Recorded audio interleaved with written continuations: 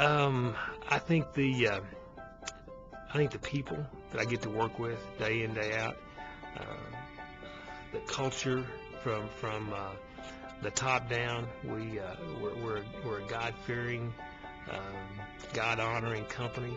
He has blessed us, and to work in a place like that day in, day out is truly, I think, an exception in our country. That I wish we had more places like that.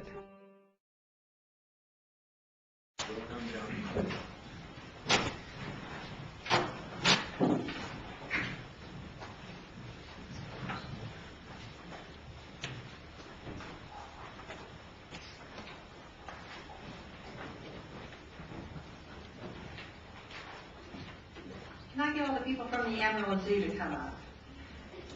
As I read this, or before I read this proclamation, I'd like to advise, why don't you guys come over here? Well, no, great, so the camera can see you.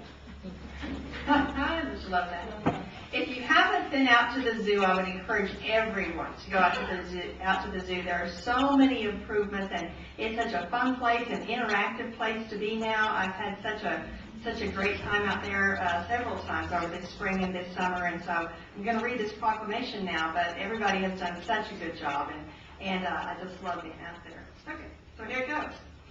Whereas worldwide animal populations are declining at an alarming rate, with many facing extinction, and whereas zoological institutions are a portal through which the general public can view and appreciate many different species of animals, including disappearing wildlife, and whereas zookeepers are the frontline soldiers for conservation, participating in the battle for species survival and preservation of the natural homelands of the animals they care for through public awareness, education, and exhibits, and whereas zookeepers have become animal caretakers, devoting their lives to caring for these animals, and whereas zookeepers are the spokespersons for these animals, carrying the message of habitat law, endangered species, and preservation to the public, and whereas in recognition of the dedication of zookeepers, the Amarillo Zoo is joining zoos around the nation in celebrating National Zookeeper Week, July 22nd through the 26th, 2013, to honor their work in animal care, conservation, and education.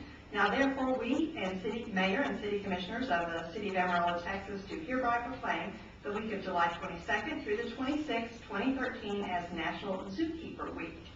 So which one of you is going to be the spokesperson? Great. Good. And here's the proclamation.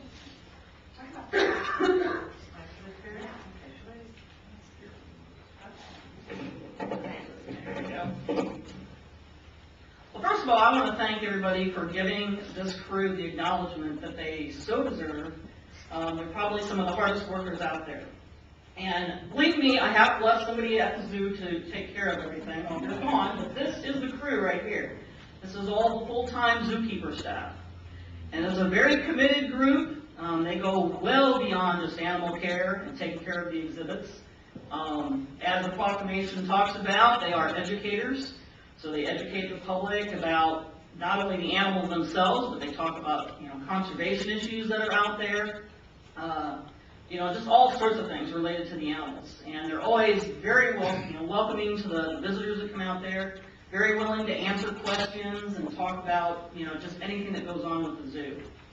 And in addition to educating, some of the successful special events that we've had would not happen without this crew right here.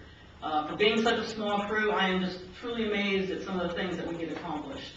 If anyone's been out to be for, our Who at the Zoo or Zoo Lights, none of that would happen without these individuals. So definitely want to acknowledge what they do, because it's more than just the animal care that they do. Now, as far as National Zookeeper Week, we are doing different animal activities each day around 10 o'clock. We pick certain animals that the keepers do enrichment activities with. For instance, today we did the lions, and we gave them some different toys that they could play with. And again, they make themselves available to the public to answer questions and talk about those animals. The rest of the week, we'll be doing activities with our African spurred tortoises. We'll be doing stuff with our different hoof stock. Who did I leave out, guys? Kangaroo. And our kangaroo, we'll be doing some activities with him as well. So something going on every single day. Now, she wanted me to talk a little bit about our black-footed ferret. Speaking of conservation, This is a new addition to the zoo that we're very excited about. It's probably one of the most endangered mammals in the United States, and we have one for education. We've been working with the U.S. Fish and Wildlife Service to obtain this animal for probably the last couple of years now, and he's just come here maybe a couple months ago. But it's a unique species to come and see. They started off, they thought they were extinct back in the 70s. And they managed to find a group of about 18 animals in Wyoming. And from that, they started a breeding population. And basically brought the animal back from extinction. And now there's probably thousands of them in captivity. Some they've done reintroductions with in different states. And then the animals that get too old for breeding, they send out for educational animals, and that's what we have. So we're very excited. He's part of our new education building, and we invite everyone to come out and see him because he's really a neat addition. So again, I thank everyone very much for acknowledging these folks because they really are truly the hardest workers out there. So thank you.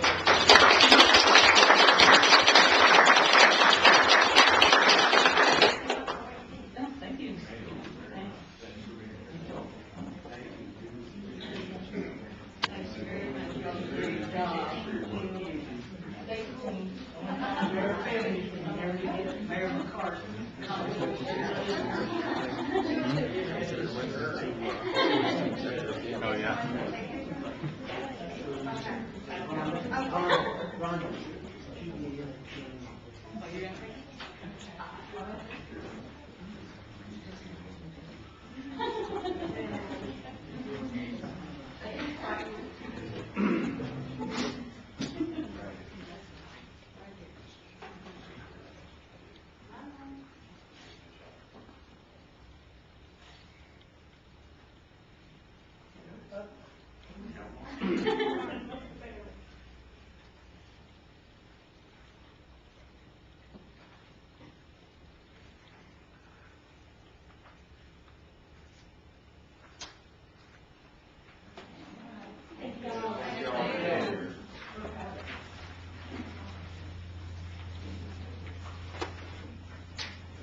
I have the privilege of inviting the Amarillo Venom representatives, Stephanie, Toby, and you all come on down here.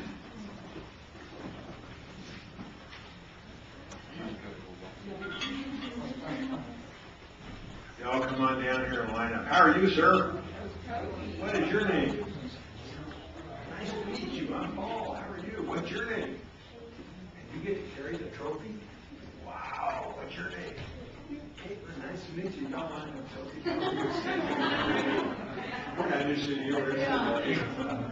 Listen, this is quite a privilege. Not many places get to read a proclamation such as this. So with that, let me begin. From the City of Amarillo, proclamation. Whereas the Amarillo Venom football team, originally called the Amarillo Dusters, has been in Amarillo since 2004.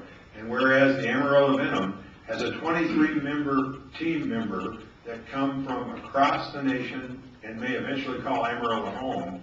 And whereas the Amarillo Venom is one of 5 teams that make up the Lone Star Football League. And whereas on July 13th, 2013, the Amarillo Venom won the Lone Star Football League Championship Trophy for the 2nd season in a row. Now, which one's this year's trophy? And where's the first one? Hold those up high. Yeah, look at that. And whereas it's fitting that we express our pride and appreciation to the Amarillo Venom organization for providing sports events for our citizens, promoting Amarillo, and economically benefiting our community.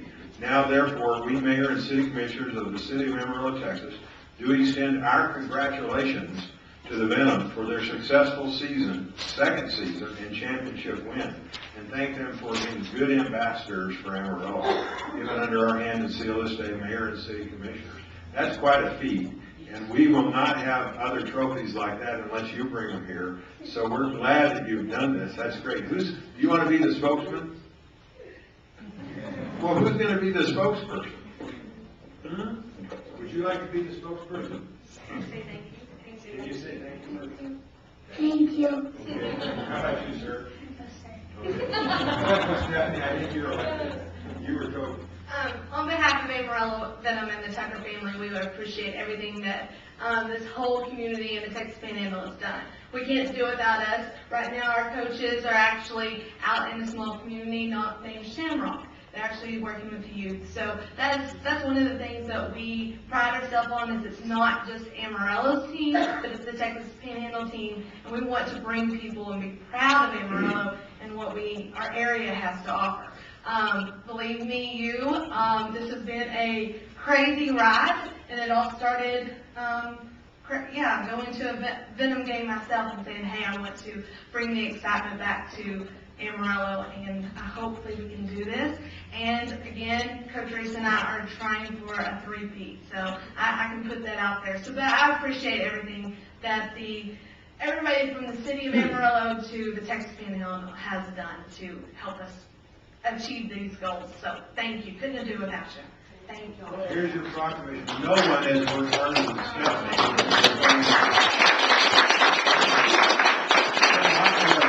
You go over there and see the excitement in the Coliseum. It's unbelievable. If you haven't been, you need to go. Well, thank you. Right. Appreciate it. Thank you. You all are Thanks very awesome. much. Thank you. Thank you guys for being here. Thanks for being here. Thank you. Thanks for being here. I love that smile of yours.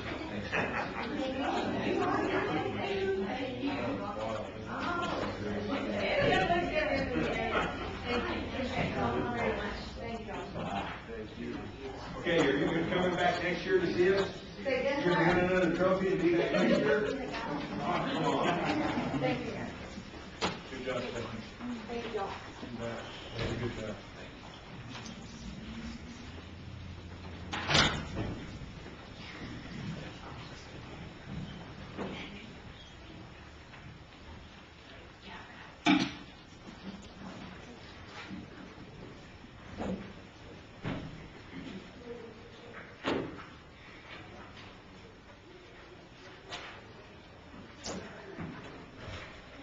Okay, well, good afternoon and welcome to the official beginning of the Amarillo City Commission meeting held on the third floor of City Hall this Tuesday at 3 p.m.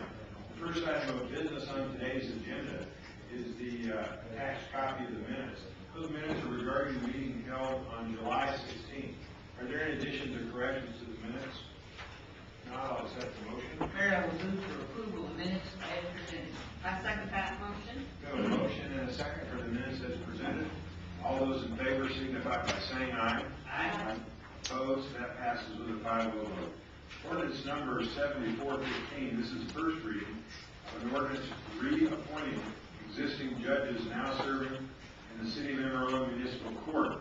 These appointments for the 2-year periods are as follows.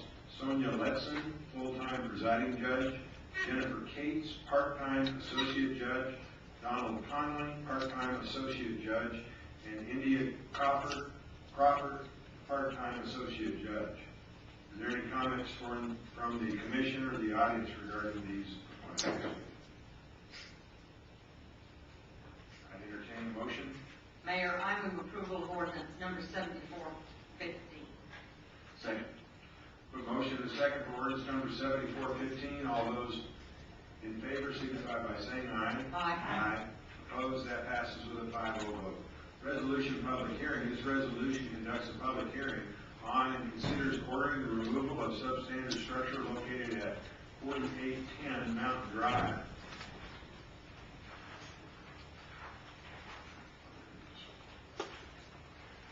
Okay.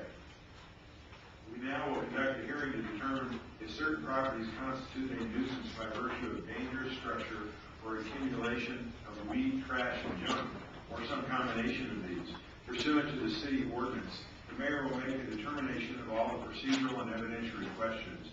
We now call the case involving 4810 Mountain Drive. The owner is Jose M. Garcia, 1508 East St. Francis Avenue, Amarillo, Texas, 79108, substandard structure. All persons who may desire to speak and give evidence on this matter, please stand and raise your right hand. Now, do each of you solemnly swear to affirm that the testimony you're about to give in this matter is the truth, the whole truth, and nothing but the truth? Okay. Mr. McDonald, I'd like you to step forward and present the case. Good afternoon, Mayor, Commission, thank you. 4810 Mountain Drive is a residential structure, wood frame construction on pier and beam foundation. The structure's been vacant for several years. Many of the doors are either missing or busted. The foundation roof systems are failing. The plumbing, electrical, mechanical systems have been vandalized or have been removed. There's been no attempt by the owners to abate these hazards. The property is a nuisance, creates hazards, and is recommended for demolition. We began the file in April of 2013. We provided notice to Mr. Garcia. Mr. Garcia is here today. Just shortly before the City Commission meeting, Mr. Garcia came to the Department of Building Safety and signed a voluntary release on this property. Intends on obtaining the permit to demolish the structure. And so as far as notice, we have accomplished that and feel that we can go through the process. It's also important to note, on November the 9th of 2009, Mr. Garcia did in fact obtain a wrecking permit to demolish the structure. The structure was not demolished at that point in time and have had no other permit activity on that. Mr. Garcia originally came into our office on July the 12th of 2013, requesting information to obtain that, and I believe he had a delay due to his plumber and is here today to rectify that. There are no current the current taxes are paid, there are no delinquent taxes. The city has not maintained the property and there are no current debts against the city.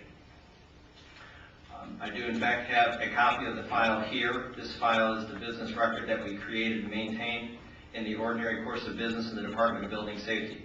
The contents were made by or at the discretion of a person with personal knowledge thereof at or about the time of the events or conditions reflected herein. The photographs in this file accurately portray what they represent. I tender it to you as evidence in this matter and for the purposes of this hearing. However, because this is the original and active file, I request to substitute an electronic version of the file.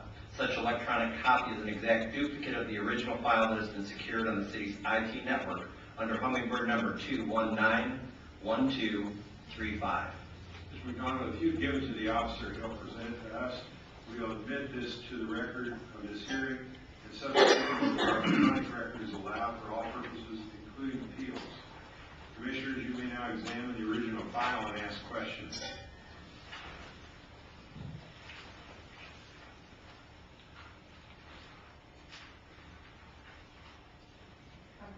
Mr. Mayor, I have a question for Mr. McDonald. So are you saying that this is the second time that Mr. Garcia has come to get a permit or whatever he needs to tear it down? That would be accurate. He was originally issued a permit in 2009 and no activity had taken place on that. Okay.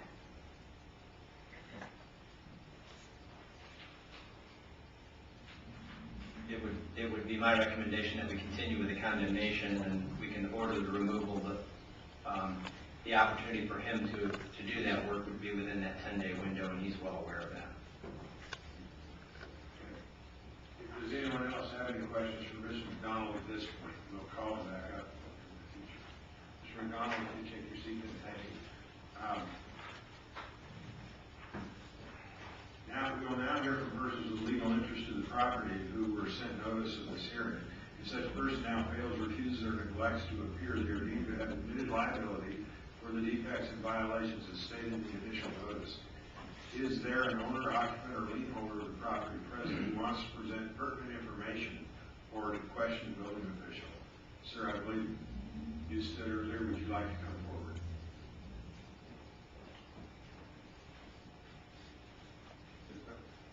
You don't necessarily have to say anything. Is there anything you wanted to say? No, sir. Okay. So basically, Mr. McDonald has covered your position on it. Okay. Thank you. Does anyone have any questions? Mayor, I would just like to quickly scroll back to the photos once more so I can see the surrounding property. Sir, we may have a question for you, sir. Just 1 second.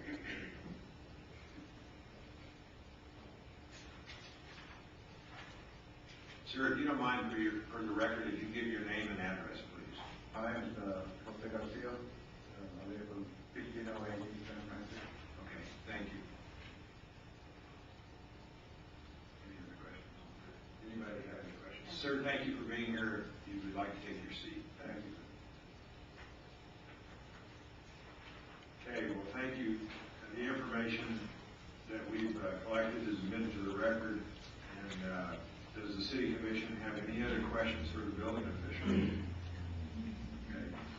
Now, is there any neighbor or anyone else who desires to speak about this property? The hearing of this evidence is now closed. Commissioners, we must now publicly debate and deliberate our decision. We must weigh the following factors in validity of alleged violations, the severity of such violations, or any corresponding danger to the public. Also, take due regard of private property rights of the owner, fair opportunity for legally interested people to have been notified of the problems, and an opportunity to repair, remediate, or remove dangerous structure and accumulation of excess vegetation, junk, and debris. We may also weigh the private property interests of any neighbor who may be affected by any further delay or deterioration of the subject property. Finally, we may consider any other relevant factors that is unique to the circumstances of this case.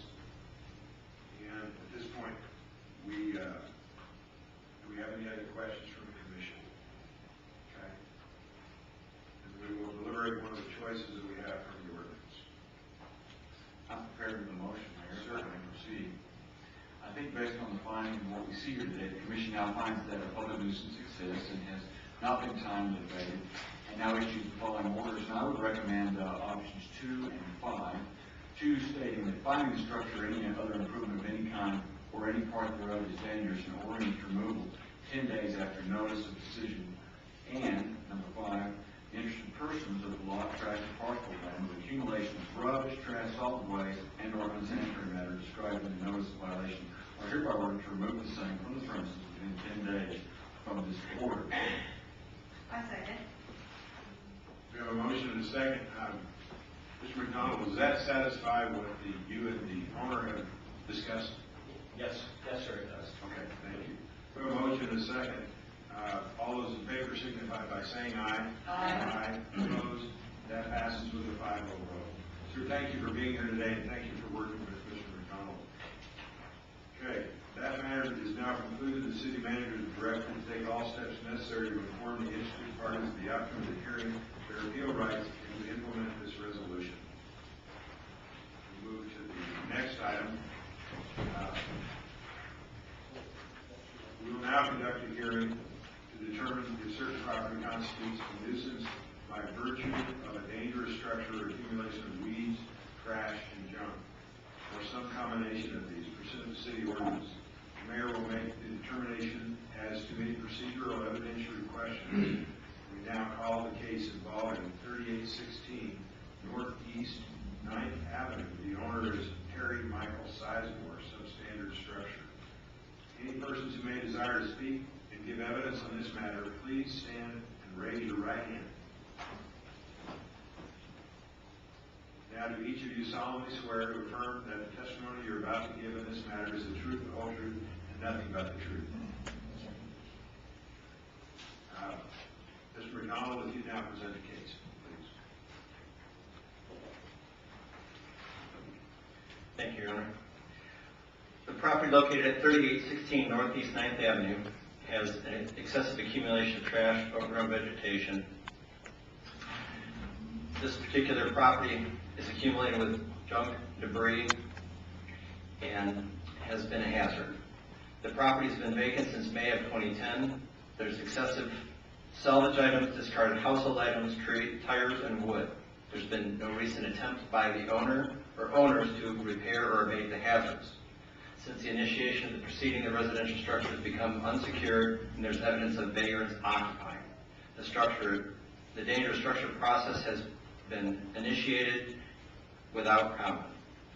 This property is not only a nuisance to the community, it presents multiple hazards for its neighbors and creates an unsafe environment and is dangerous. Cleanup is recommended.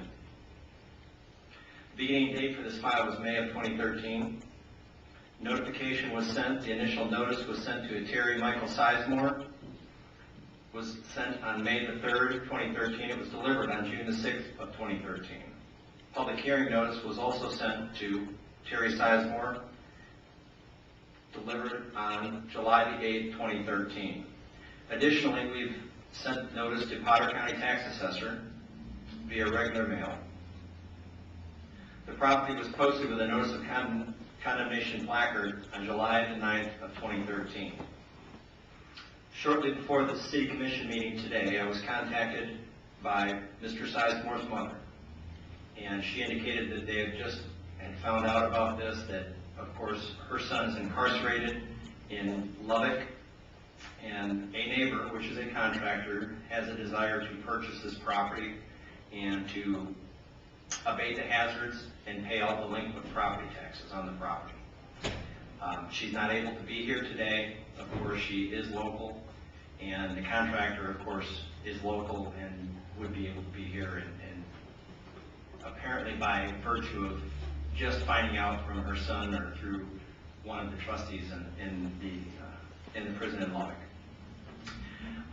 With my conversations with her, I told her that you know, certainly the process was going to continue, and that I might speak on her behalf, that this property is a hazard. She identifies that it's a hazard, as does the neighbor, and that, you know, there's one possible opportunity that the City Commission may or may not find this a hazard. If in fact they find it a hazard, there's 10 days to remove it, and there's a possibility of a reprieve.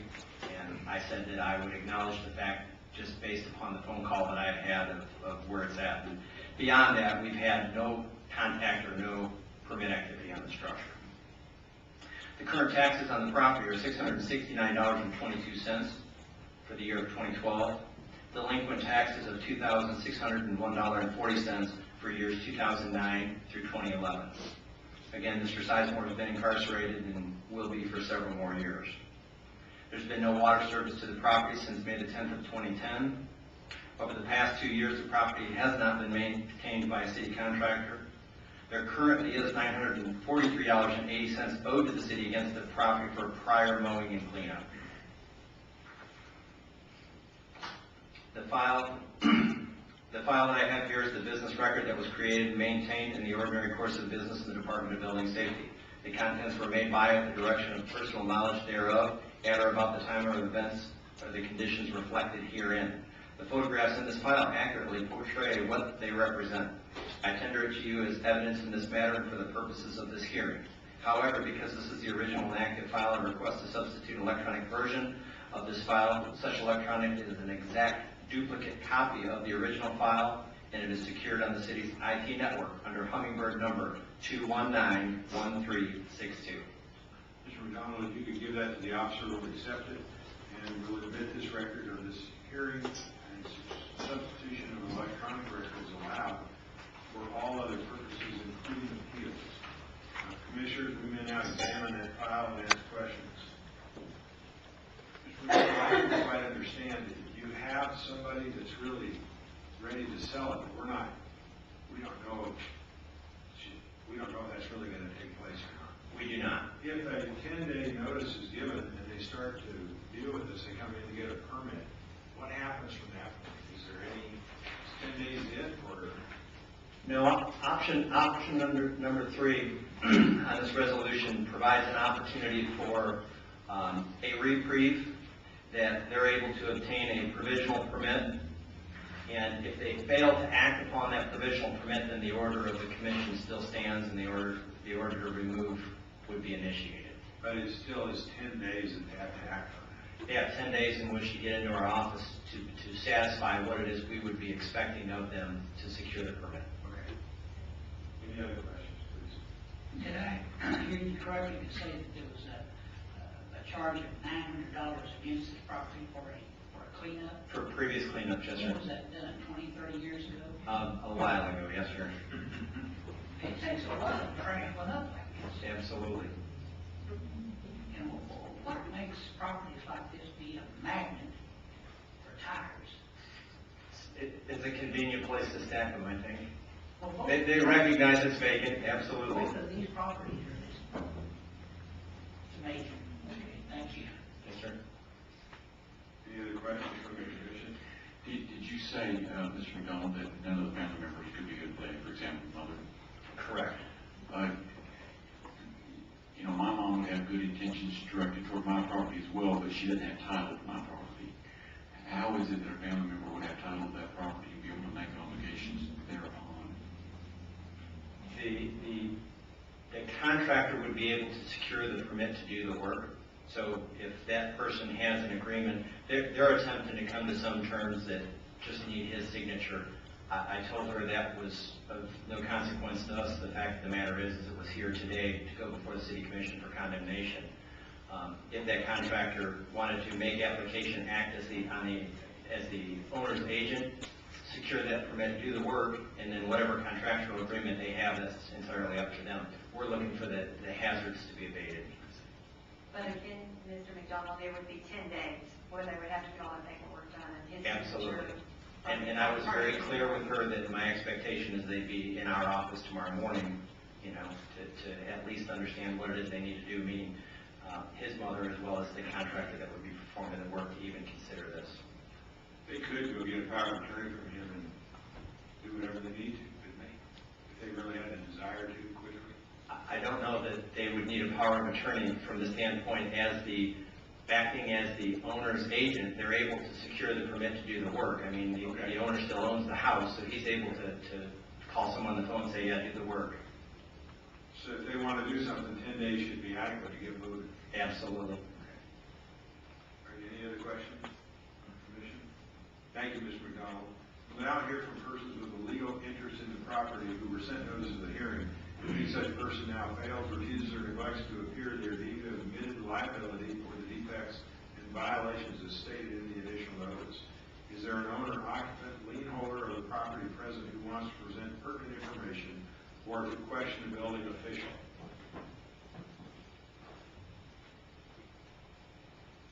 And if you wouldn't mind giving your name and address, please.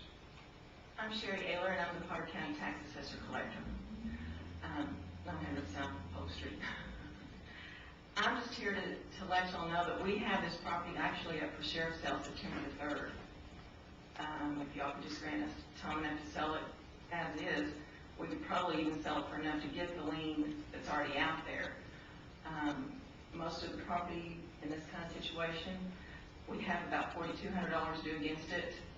Those top properties tend to sell because we don't have a whole lot against it. But I just wanted to give that information, just to give us some time to When are you scheduled for the sheriff's sale? September 3rd.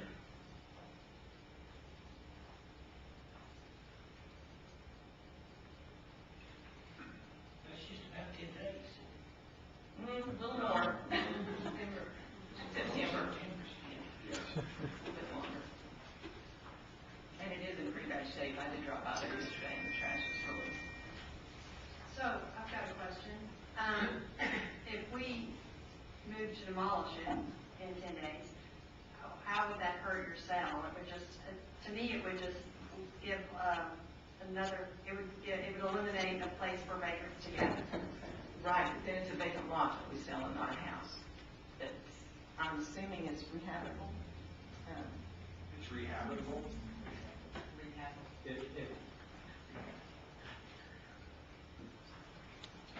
I haven't seen the inside, I don't know what it looks like, so, Mr. McDonald, could somebody habitate that place? I mean, ultimately, someone could do the work, and that's what that contractor is proposing to do, is to do the work to renovate the structure.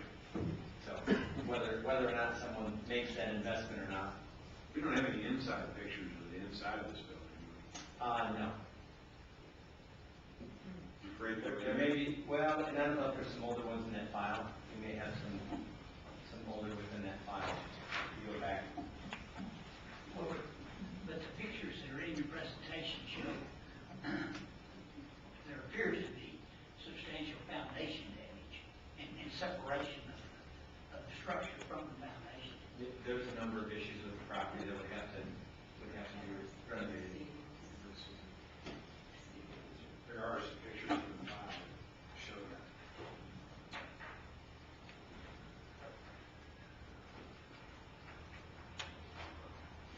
I'd like Mr. McDonald's opinion on something. I'm worried that if somebody bought it, that we would be back in the same shape, that it would be a difficult project to rehab. And then there would be vagrants and trash still there. Ultimately, yes, but if there's an order for condemnation, if someone bought that property, we've provided notice at the county that this is that it is in a process, so they've knowingly purchased a property that has been condemned. I don't know. Sailor, what are you trying to recover, or what is the county trying to recover by the sale? We would just like to recover the taxes for all the entities. But it's 41, well, with the fines for the weed debris, it's $4,100 or so. Yeah, our minimum bid will probably be around 4,300. But we've seen properties like this go for more than what our minimum bid is. But what would be the process if we condemn it, tear it down, get rid of the problem, as Commissioner Green talked about, then it gets sold. If it gets sold, then those monies still are recovered to the county, aren't they? Possibly, just not maybe as much. Not the full amount. If they sell it for less. I think Mr. McDonald, your proposal is both remediate the junk and debris and put a condemnation order on the structure? Correct. Sorry, Mayor, I want clarification on that. A vacant structure, a vacant lot, often, $1,000, $1,500, $2,000 for the county. I mean, that's typically what it is, and then the proceeds would go first to the county. What about for a structure? To the cost first. And then it's divvied up amongst. Could you state, ma'am, I'm not quite hearing you.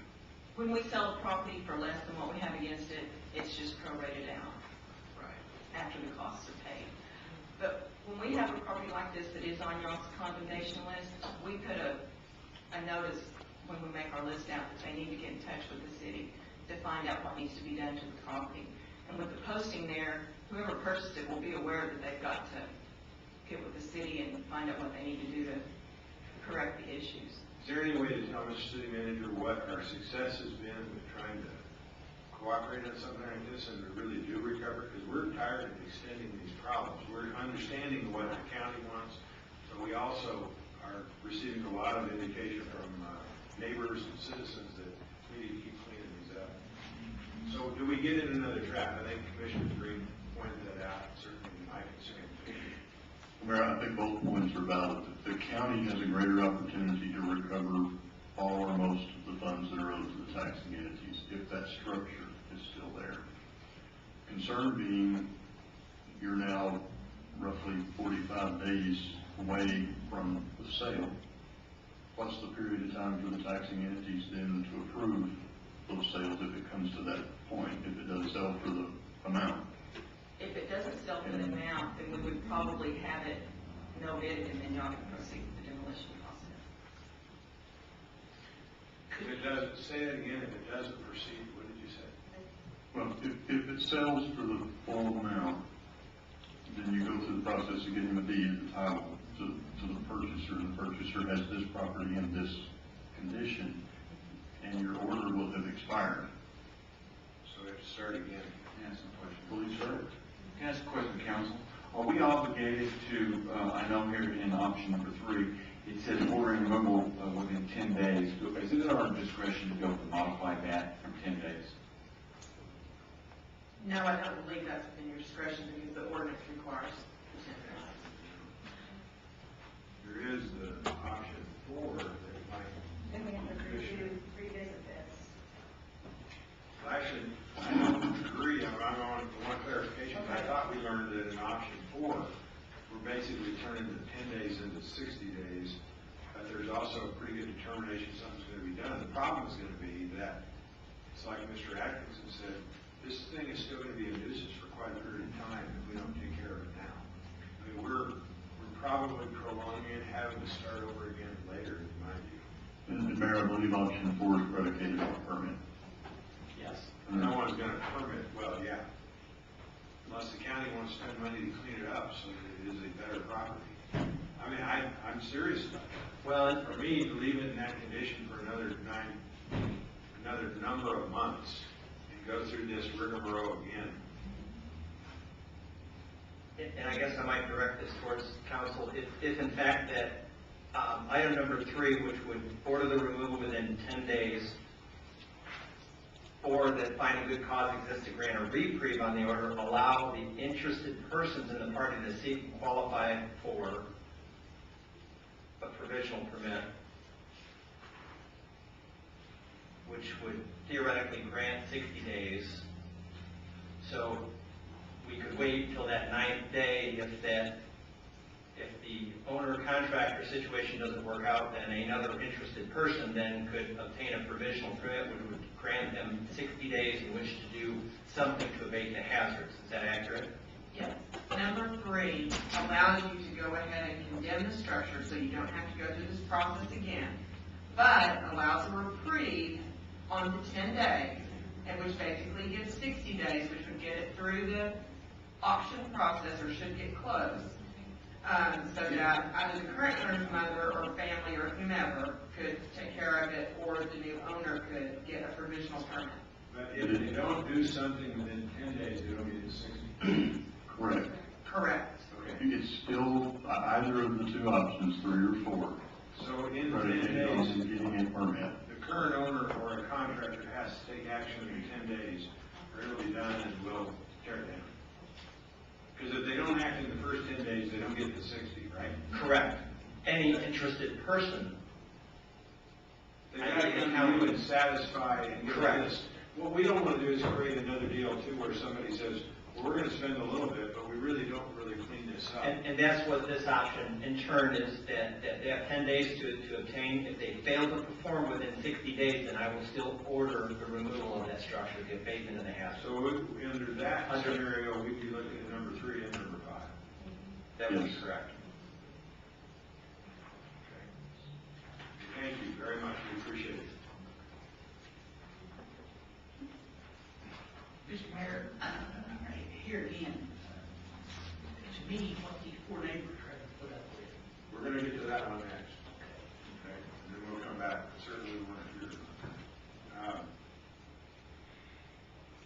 Okay, now is there any neighbor or anyone else who desires to speak about this property? Okay. Mr. Sims, would you like to comment about that since you were in Well, that? in all due respect to Potter County, and I certainly understand where you're coming from and where you want to get. But I live next door to this pile of crap. You couldn't clean it up quick enough, because they've been putting up with it for a long time. And while there's no neighbors here to speak to this issue, I think I'm pretty accurate in how those neighbors would feel. So, anyway, I'll listen to see what the most action is that's recommended. Okay.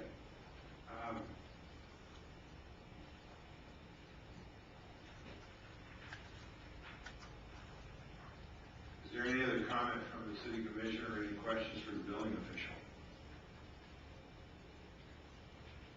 Okay, the hearing and evidence are now closed. The commissioners, we must now publicly deliberate our decision and must weigh the following factors: the validity of allegation or alleged violations, the severity of any such violations, and any corresponding danger to the public. Also, take due regard to the private property rights of the owner, fair opportunity for legally interested persons to have been notified of the problem, and an opportunity to repair, remediate, or remove the dangerous structure for the accumulation of excess vegetation and junk or debris. We must also weigh the private property interest of any neighbor who may be affected by any further delay or deterioration of the subject property. Finally, we may consider any other relevant factor that is unique to the circumstances of this case. And so, at this point, we can deliberate or we can look at a motion.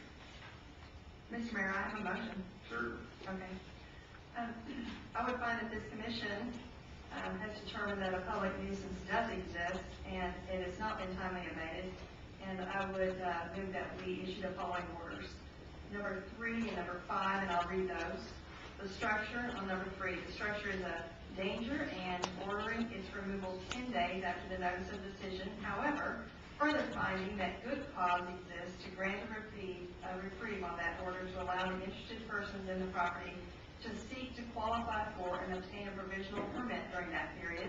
And if obtained, then the reprieve shall continue for the duration of such permit or successor permit, as provided in this section. The reprieve granted under the subsection shall expire upon the latter of the expiration of time to apply for and obtain a provisional permit or the expiration of such permit. If an expiration of the reprieve of the building official finds that the defects that gave rise to the finding of a dangerous structure have been abated, then the prior order of the City Commission to remove the structure is moot. Or if the defects remain, then the building official shall proceed to carry out the City Commission's prior order to remove the dangerous structure. And then number 5, the interested persons of the lot, tract, or parcel of land with accumulation of rubbish, trash, solid waste, and or unsanitary matter described in the notice of violation are hereby ordered to take down or remove the same from the premises within 10 days from this order. Okay, we have a motion, do we have a second? I'll second the motion. Okay, I have a question about this before we act on it. It says here, finding good cause exists to grant a reprieve on that order and allow the interested parties in the property to seek to qualify. Does the county become an interested party because they have a lien, or does it mean owners or others? I don't, I think we're going to be looking at this again, and I'm curious what we're doing now and how it pertains to what we'll do in the future. Well, Mayor, We're new at this. This is kind of a new. This is a unique situation. I don't think it's come before us. In this case, with the recommended option from Commissioner Green, within that first 10 days, a permit has to be obtained. They then have 30 days to begin to effect the work in the permit, and if they're making progress and they're not finished, they get the second 30, that's the 60 days that's been discussed. What will happen then, if no permit is issued within the 10 days, Mr. McDonald will proceed with the condemnation and the cleanup of the property. If a permit is issued, they have to make progress in the first 30 days to get their second 30. Okay. Do we have enough indication from the owner, even though he's incarcerated, through his family, that he may want to do something? Correct, and such must be done within the 10 days. Gotcha. Okay. We have a motion and a second. All those in favor signify by saying aye. Aye. Opposed? Aye. That passes with a 4-1 vote. Okay, this matter is now concluded. The city manager is directed to take all steps necessary to inform interested parties of the outcome of this hearing, their appeal rights, and to implement the resolution.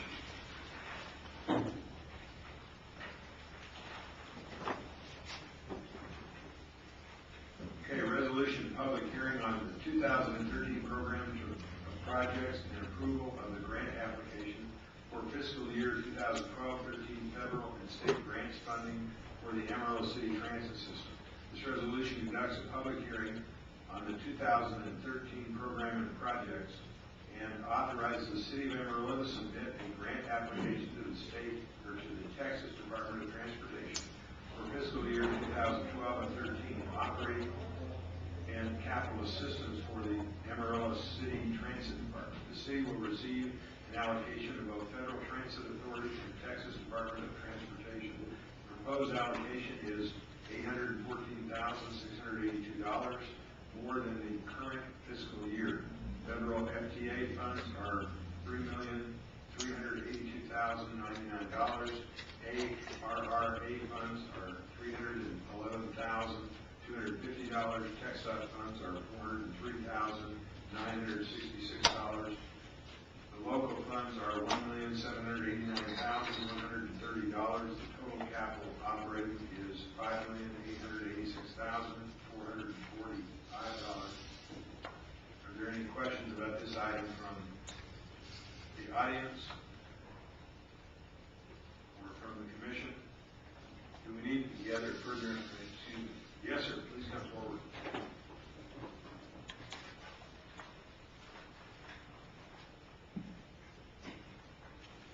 We'd ask anyone coming up if they give their name and address and limit their comments to 3 minutes. Thank you, sir.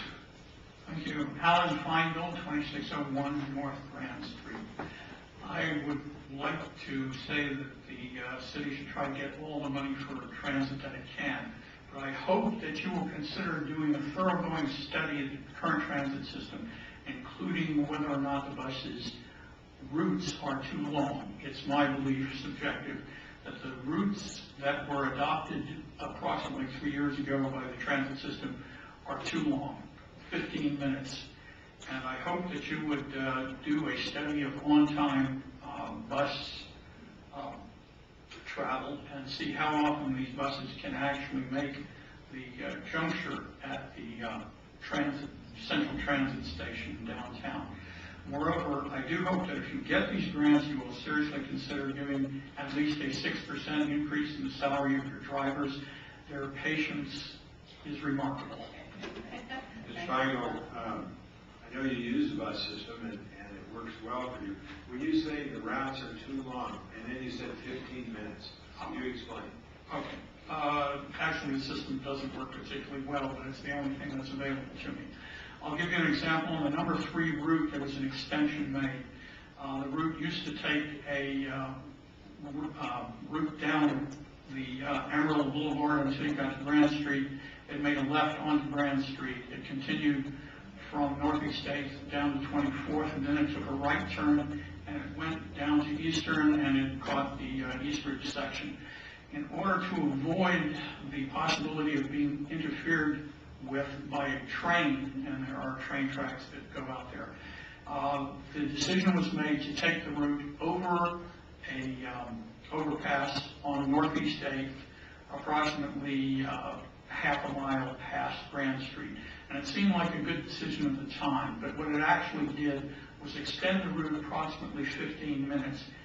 And the consequence to me is actually a little bit longer than that.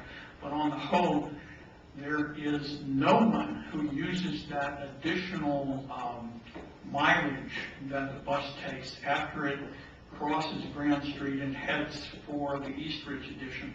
It has to make a left turn onto the Fridge Highway and then follow the Fridge Highway onto Northeast 24th Street. And essentially, it's a net waste of 3 miles, and because of the turns and whatever, it takes the bus approximately 15 additional minutes to make that. Now, I could go over each route and give you a similar story on every route. There was a reason for changing it, but in point of fact, on every extension that I've seen, no one, literally no one, gets off on the additional extensions. And I've been on most of these routes at least a dozen times, and I've been on route number 3 at least 60 times since they changed it. So I hope you will do some kind of study on this. When the city took over the bus system, and it had to take over it because the Amarillo Transit Company couldn't afford to do so, I believe there were 11 routes and approximately 26 buses. So if you get the grant, I say a comprehensive study is in order. Thank you. This is a one-time grant, so we have to be very careful what we do. Mr. City Manager, is there any other comment we should make about this regarding this? Without being a subject matter expert, I would suggest that there's quite a bit of correctness in what Mr. Feingold is suggesting. If you would, Ms. Phelps is here today. Sure. She's in the back corner. If you two would please visit on that. As you said, there were at the time some pressing needs and reasons. Some of the service locations that are very important have moved, and we've had to move the buses to accommodate. But please visit with Ms. Phelps. I'm sure she'd be glad to take any ideas or comments that you have. As you know, it's a constrained system. Yes, it is. And it does make that difficult. Okay, thank you. Thank you. We appreciate your comments about the workers at the bus transit. They work very hard with a difficult situation and a lot of difficulties they encounter on the route, so they do very well. We appreciate it. And we appreciate Ms. Phelps' management of that system very much. Any other comments from the audience or from the commission? Not entertain a motion. Mr. Mayor, I would move for approval of the resolution applying for a grant application for fiscal year 2012-13, federal and state grant funding for the Amarillo City Transit System. I second that motion. A motion and a second for the resolution number 5 on the agenda. All those in favor signify by saying aye. Aye. Opposed? That passes with a 5-0 vote. Consent agenda. It's recommended the following items be approved, that the city manager be authorized to execute all documents necessary for each transaction.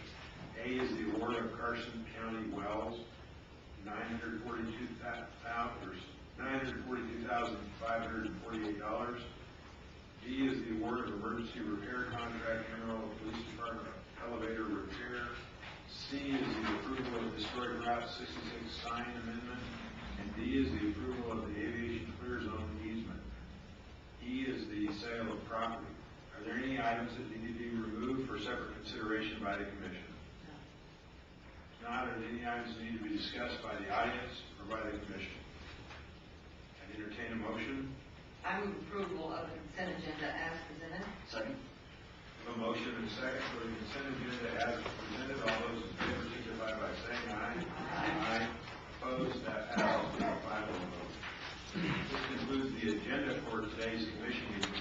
We will, however, move back to executive session when this part of the meeting is done. It's however customary at this time to allow citizens of this community with matters not on the agenda pertaining to city policy, programs, or services to speak to the commission. And the floor is now open for any such comments. Is there anyone that would like to make a comment? If not, we'll move back to executive session. Thank you very